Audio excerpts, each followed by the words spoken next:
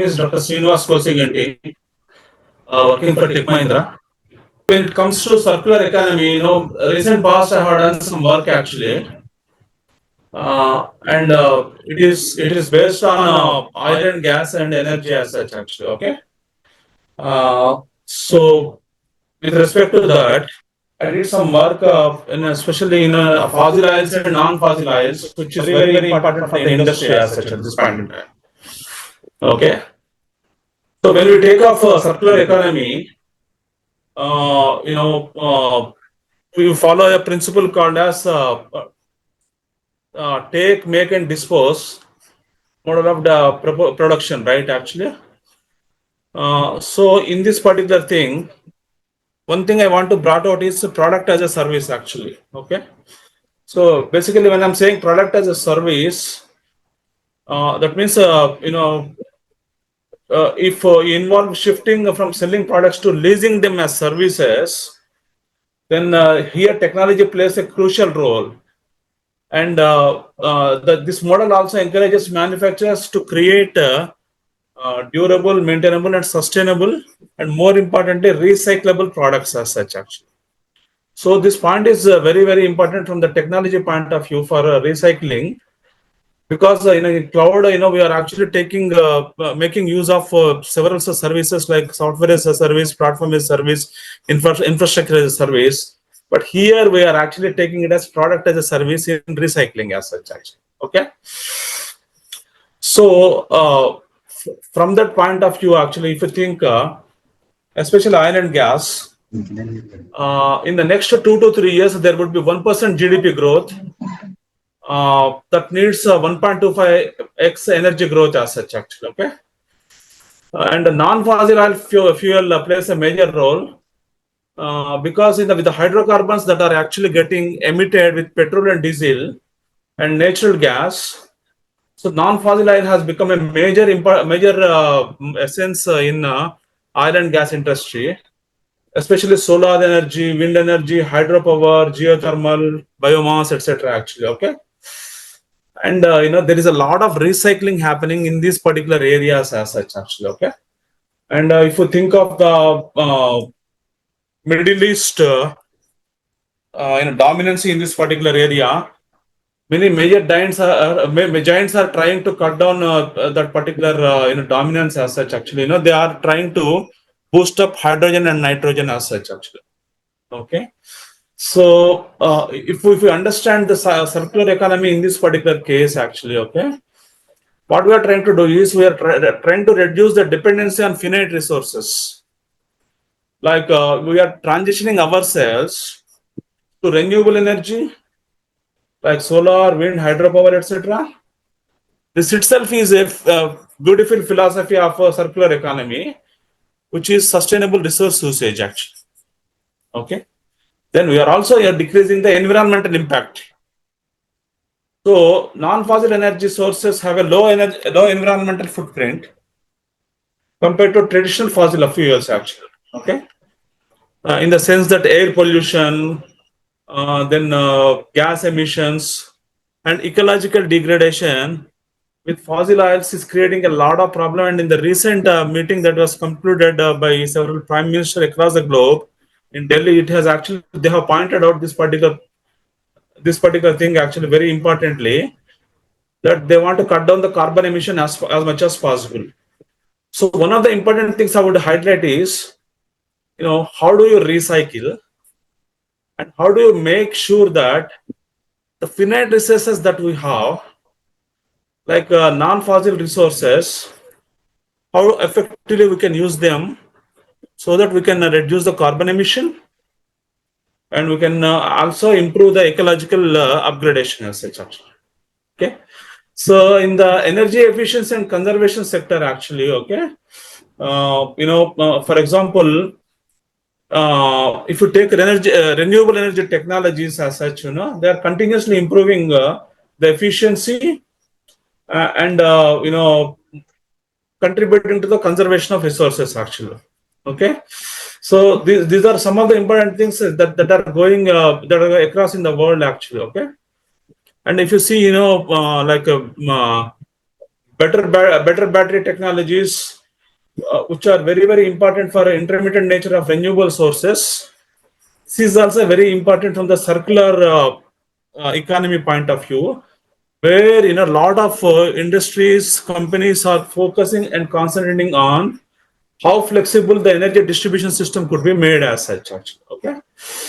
And the other thing is, we also need to see that the longevity of this, easier maintenance, and eventually the recycling or repurposing of material should happen in a purposeful way, actually. Okay, so one of the principles I would brought out here is GE has brought out one of the principles, which is called as FMEA. FMEA is failure mode effect analysis, actually. And this particular analysis says that what is the likelihood of equipment failure, and if there is a likelihood of equipment failure, actually, what are you going to do in terms of preventive maintenance, especially hydraulic engines, pneumatic engines, turbines, etc. Actually, okay. So this is where circular energy resources are going to be very, very helpful to minimize the waste and the need for new resources as such, actually. Okay. And another important thing is, major energy companies are adopting more circular business models nowadays, actually. Okay. So they are generating products to provide energy itself as a service. So energy itself as a service, actually, okay, which is another beautiful thing as such, like product as a service, energy itself as a service, and encouraging more sustainable practices, actually, okay. So these are some of the important things I want to highlight, and I have taken four important sectors, actually. Okay, one is manufacturing, second is oil and gas, third one is health. I also wanted to take automotive, but I haven't taken wantedly. But if you think of manufacturing, a lot of stuff is going on in recycling as such, actually. Okay, especially if you think of designing products using PLM products as such, actually, you would be finding out more sustainable materials, and they are also reducing resources cost as much as possible, actually. Okay. And in oil and gas sector, I have already mentioned the approach is carbon capture and utilizing waste CO2 for other purposes. And the most important stuff is using the technologies like CCU, which would actually be cost effective, and it is also help. It also help actually in potentially trending the markets towards carbon capture. Okay, so here what we are trying to do is we are trying to capture the carbon and utilizing waste CO2 to other purposes using CCU technologies, actually. And the other most important thing is water recycling, actually, in the same oil and gas. Okay, reusing water in operations, like advanced water systems and more efficient water recycling. And when it comes to healthcare, especially in oncology, I have seen many cases, where, people are moving towards circular things. And I have met one oncologist here in Hyderabad, actually, named Dr. Suresh. And I have found out, they are doing phenomenal work in this particular space as such, actually. Okay. So basically, in terms of genome sequencing, like in trying to find out, the cancers upfront as such, okay, like intestinal cancers, colon cancers, etc. Actually, okay, the precision medicine that is going to be used, which is very, very useful in reducing waste in treatment, and they're all tailored therapies as such. Okay, and future you are going to see billions and billions of spent by various healthcare sectors in this particular area. And drug recycling is another important area where safe disposal and reuse of medications, okay, that is drug take back mechanism or more effective drug recycling. These are all, the potential revenue impacts for environmental cost savings as such. Okay, then equipment lifecycle management is one of the important things that we should not forget at all, actually. because in the extending the life of medical equipment, because somebody says that end of life, end of life of an equipment, etc. Actually, but we can take it for the longevity, and if it gets really the end of life, how to make the reuse of them is one of the important essential things actually. Okay, especially for the costly equipment that we use in oncology as such.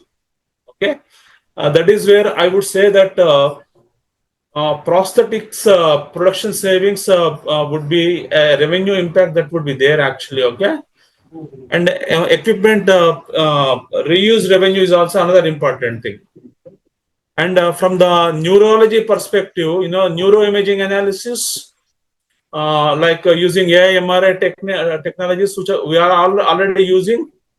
But the most important thing is, how do you store those imaging resources in a federated architecture is going to be very important, right? So this also improved diagnostics revenue. Okay, and brain-computer interfaces, which is very important in deep neural networks as such, uses BCA technology, which is brain-computer interface, which is non-invasive tech development as such. And there are plenty of new market avenues that are opened up actually in this particular area. And the last one is kidney diseases, especially dialysis tech advancements as such, where people started using portable and wearable tech stuff as such. Okay, and in terms of organ representation, actually, if you get a 3D print organs, then you can recycle them, you can actually augment them, you can additive them as such, so that it could be useful for many patients having the similar sequence in their oncology as such. Okay, so these are some of the things that I want to touch upon as such actually. Okay, and most of you would be wondering what are CCU technologies actually. That is carbon capture and utilization technologies. And basically what does it do is, this is a set of advanced process and designed to capture carbon dioxide emissions from sources like power, that is power plants, and industrial processes before they are going into the atmosphere. The captured CO2 is then converted into useful products. This is one of the beautiful example for recycling and circular energy as such actually. Okay, and you are going to have chemicals, building materials, fuels, etc. All that would be collected as part of this actually. Okay, so this would give a very direct advantage where can have reduction of greenhouse gas emissions. The economic value would improve a lot as such, because you are converting that CO2, which is a waste product, into valuable commodity, and the energy efficiency would be nothing, second to nothing actually. Okay, where you are capturing CO2 to the nearby every nearby processes as such. Okay, then in the oil and gas sector, I already mentioned about water use in oil. Okay, treatment of produced water. And then one more important thing that is called as hydraulic fracturing actually. Okay, where large quantities of water mixed with the sand and chemicals are used to fracture rock formations and release oil and gas. Okay, so the famous companies like ExxonMobil, Chevron, they are using this particular stuff, where they are using advanced water systems, enabling the recycling of this water, reducing the need for fresh water, and minimizing wastewater disposal issues. Okay, and it is also reducing the environmental footprint actually. Okay, and the other one is desalination techniques as such. That means you are going to have the reverse osmosis done at the plants itself, particularly offshore oil drilling operations, where fresh water is not easily available.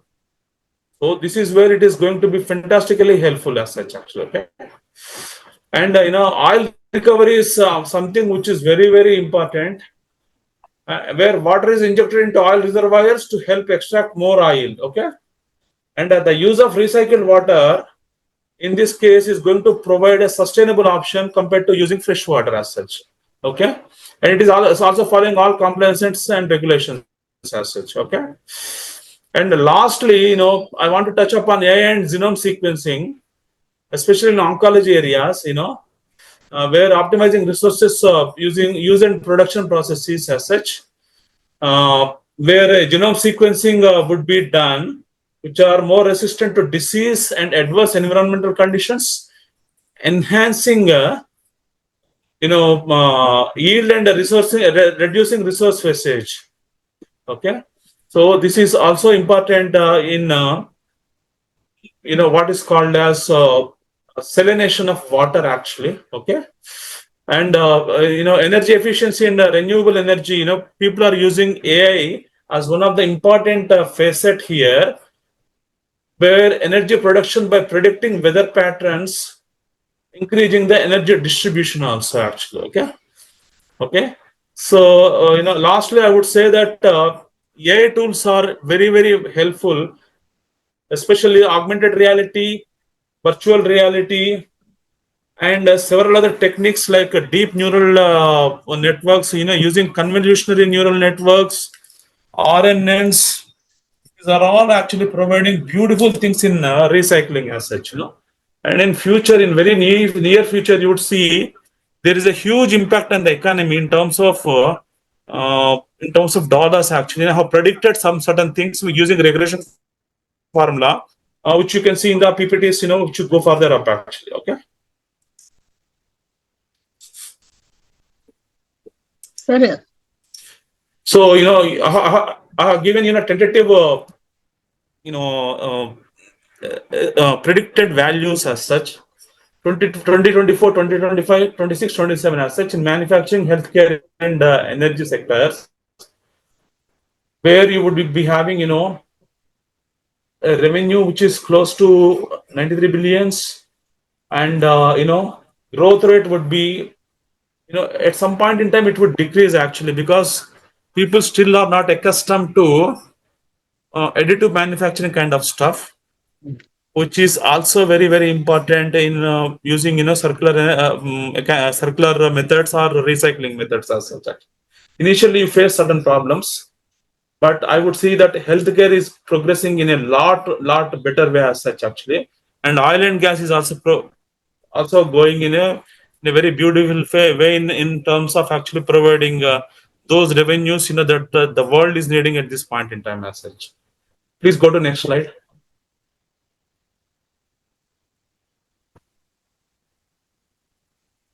Can you please go to next slide? this is the last slide. This is what I have projected actually. Okay, and 2024, then the semi-annum, after semi-annum, there would be the trends like this actually in terms of $1 billion as such. Okay, especially these three industries are going to rule for next 25-30 years as such actually, in terms of circular energy, whatever you call, using niche technologies like AI with ML, deep learning, neural networks, cognitive learning, whatnot actually, all the big data, etc. actually. Okay, and I would say that the ExxonMobil kind of companies have already invested billions of dollars here to eliminate petrol and gas, and I wanted to go with hydrogen and nitrogen actually, and they are actually succeeding in that. Okay, yeah, that's all from my side. Thank you, sir. Thank you, sir. We'll forward. If there's any questions, we'll forward you. We are moving to the next session now. Okay. So I made it very simple actually, because I wanted to touch upon technologies, the industries where circular is going to flourish upon, and the importance of these industries, and what are the things that needs to be used for us to acquaint to generate that kind of revenues in terms of usage of using recycling stuff with the help of technology itself. Yes. Yeah, thanks.